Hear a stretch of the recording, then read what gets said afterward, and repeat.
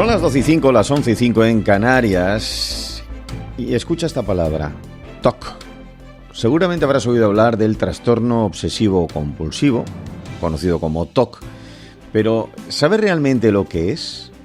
Se trata de un trastorno que se caracteriza por una serie de pensamientos y miedos no deseados. Miedos que están ahí en tu mente, sin saber por qué, que no te los puedes quitar, que te obsesionan. Pues imagínate que esto les pasa a 3 de cada 100 personas en el planeta. En mayor o menor grado, claro, hay algunos muy pequeñitos y otros muy gordos. Y esto mismo es lo que le pasa a Daniel Espín.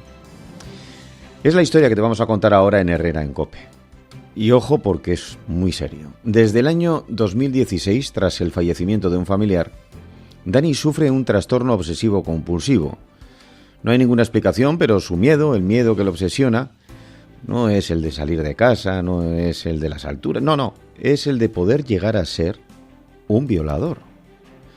No hay ningún motivo por el que este joven tenga ese pensamiento, pero sin embargo Pilar García Muñiz obviamente condiciona toda su vida. Totalmente, John, hasta tal punto que fíjate, Dani es mago en Barcelona y su trastorno llega pues a eso, hasta tal punto que antes de hacer un espectáculo tiene que llamar por teléfono a su madre para preguntarle: mamá, yo no soy un violador, ¿verdad? Cada día, fíjate, ese pensamiento en su cabeza.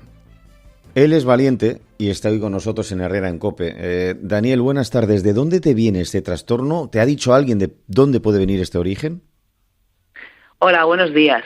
Bueno, pues realmente de dónde puede venir este pensamiento, estos tipos de pensamientos que yo tengo, no lo sé muy bien. Lo que yo más sé es mi propia experiencia. Y bueno, yo empecé bastante pronto, yo empecé prácticamente a los 7, 8 años más o menos, y veía que cada noche antes de irme a dormir me ponía a vigilar que todos los peluches de mi habitación estuvieran en una posición exacta en el suelo. O sea, los ponía, que mi madre se pensaba que era como un ritual satánico o algo, porque los ponía todos redondos en el suelo, y recuerdo que controlaba una y otra vez que ningún objeto de mi habitación desapareciera. Y sí que es verdad que al principio no le di gran importancia, ni yo ni mi familia.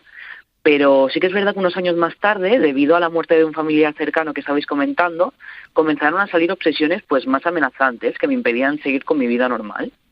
Y bueno, era tanto el sufrimiento que recuerdo que incluso tenía que hacer rituales físicos, como moverme y retroceder al mismo lugar unas cuantas veces, casi 10, 11, incluso más veces, hacer juegos de palabras mentalmente, y era prácticamente para bajar la ansiedad. Y todo esto lo hacía en mi privacidad, sin que nadie me viera y sin arriesgarme a pedir ayuda por miedo a sentirme incomprendido por mi familia. Pues a todo esto pasó 1 año y medio, y de esta forma viviendo incluso situaciones agresivas en casa, como golpes, yo pegaba bastantes golpes en casa, y chillidos que eran inaguantables, y poco a poco fui descubriendo que esto eran llamadas de atención. Así que decidí armarme de valor y comentarle a mi familia lo que me estaba sucediendo.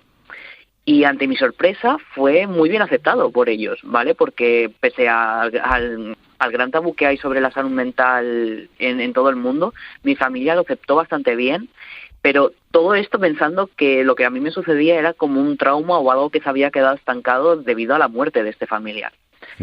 Pero bueno, recuerdo que los próximos 2, 3 años pasé por diferentes profesionales, eso sí, sin éxito alguno, no me hicieron nada, e incluso hubo algunos de ellos que no se atrevían ni a darme un diagnóstico firme en ello, en lo que tenía, y me aparecieron nuevas obsesiones como esta que habéis comentado de pensar que era un violador, o incluso repetir lo que decía una y otra vez, y sobre todo buscar confirmación de alguien a que esos pensamientos que me venían no eran míos, como lo que habéis comentado, que le preguntaba a mi madre: mamá, no soy un violador, ¿no?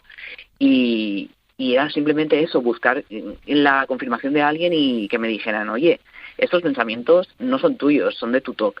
Incluso eso lo tenía que hacer, y una vez me decían esto yo ya me quedaba tranquilo y podía seguir hacia adelante, y no veía que eso realmente lo que me estaba haciendo era pues ir a peor, ¿no? El hecho de que hay gente que me lo diera resuelto no me hacía esforzarme a mí como yo quería para poder superarlo en cierta manera.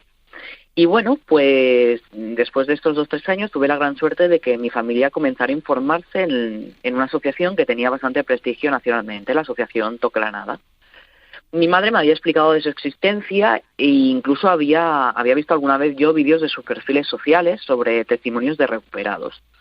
Mi madre, sobre todo, que era quien más buscaba información, me había planteado ir a Granada a tratarme alguna vez, pero tampoco le di más importancia.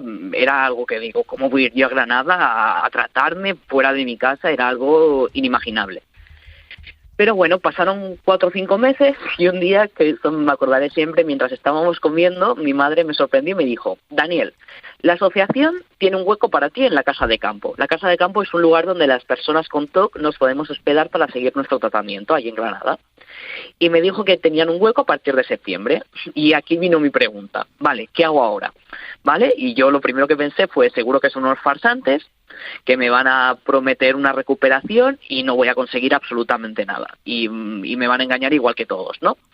Pero bueno, esa pequeña dosis de positividad que me quedaba dentro de mí me hizo probar suerte. Y bueno, después de que me costara mucho dejar casa durante los meses que me iba de tratamiento, yo recuerdo que llegué a inicios de septiembre a la Casa de Campo y, pese a mis miedos e inseguridades, pues conocí a gente maravillosa, empática y sobre todo capaz de ayudarme cuando no quería tirar hacia adelante, que eso es lo mejor. Claro. Era una cosa que nunca había encontrado fuera de Granada. Era algo como que no pensaba que iba a existir. Y encontré un grupo de profesionales también perfectamente capacitados y que me sirvieron de gran ayuda en mi tratamiento, tanto dentro de la asociación, tanto en la Casa de Campo que os comentaba. Y la verdad es que no todo es camino de rosas. Viví momentos muy tristes allí, de quedarme muchas veces bloqueado, de incluso discutir a la distancia con mi familia, porque era algo realmente duro y pese a las indicaciones que me daba mi psicóloga al principio, me costaba mucho seguirlas y tenía mucho miedo y continuamente llamaba a mi madre y claro, eso a ellos pues también les cansaba. Era lo Daniel, normal. ¿en qué consistió exactamente el tratamiento? Pues mira, el tratamiento era, en la asociación contaba con una terapia intensiva, ¿vale? Estaba dividida en 3 sesiones de 2 horas cada una, eso semanalmente. O sea, eran 2 horas el lunes, 2 horas el miércoles y 2 horas el viernes de terapia. Y era una terapia pues bastante dura, era la prevención de respuesta, que básicamente se trataba en enfrentarme a mis miedos, ¿vale? Era pues, yo qué sé, si yo tenía miedo de sentirme un violador, pues me hacían enfrentarme a ellos, me hacían enfrentarme a vídeos de abusos sexuales.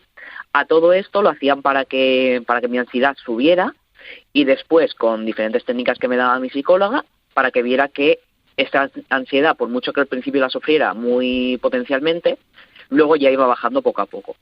Entonces eran diferentes exposiciones, como esta del violador, la de este familiar también contaba con algunas exposiciones de ese tipo.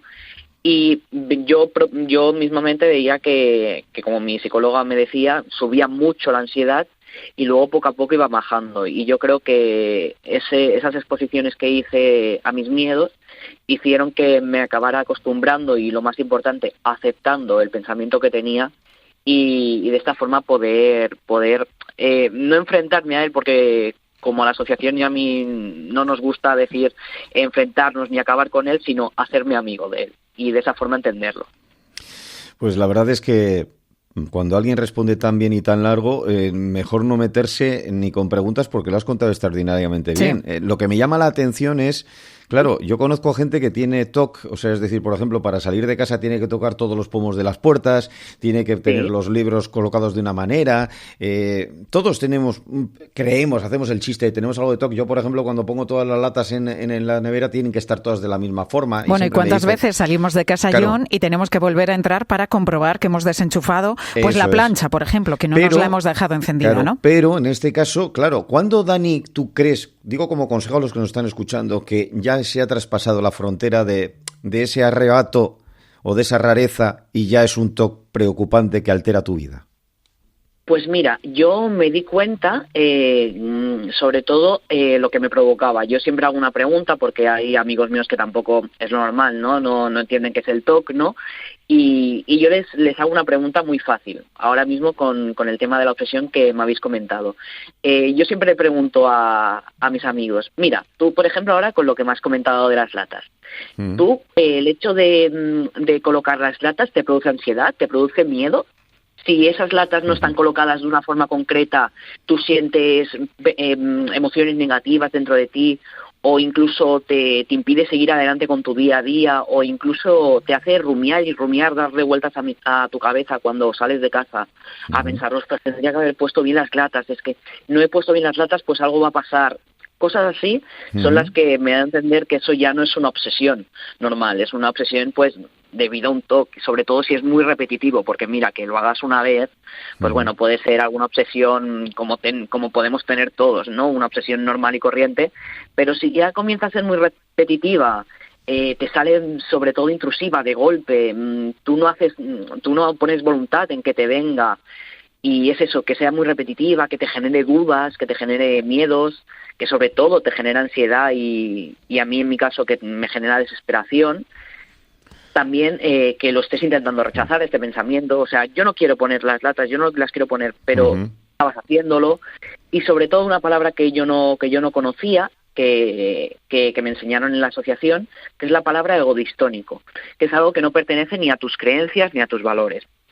Eso, pues a mí con el tema del violador me sucedía. El hecho de yo pensar que era un violador, pues va en contra totalmente de mis creencias y de mis valores.